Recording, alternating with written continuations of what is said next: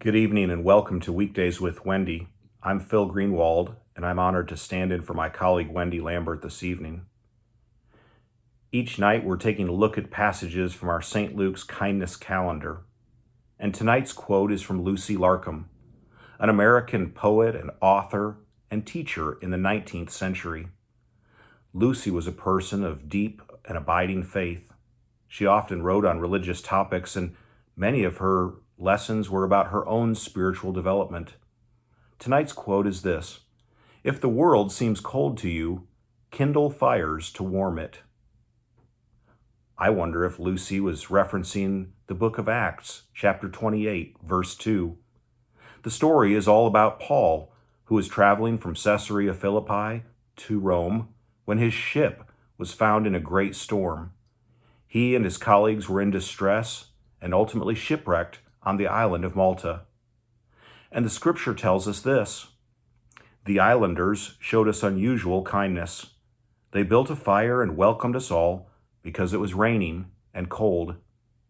The passage goes on to tell us how the islanders showed great hospitality to Paul until he was able to continue on his journey. And as I reflect on this passage, I think about how many times you and I have found ourselves in the middle of a great storm in our lives.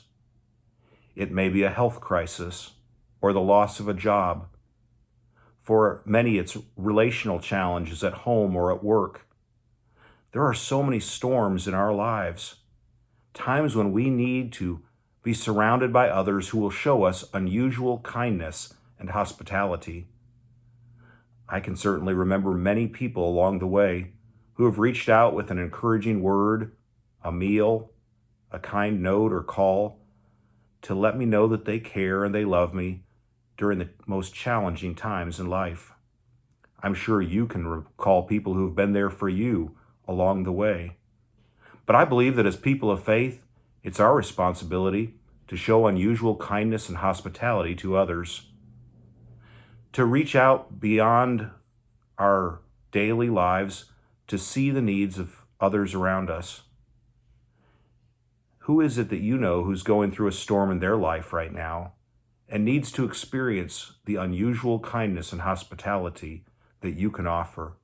A kind or encouraging word, a note or call, maybe a tangible gift or a meal, something that shows them that they are not alone, that they are loved by you, and that they are loved by God.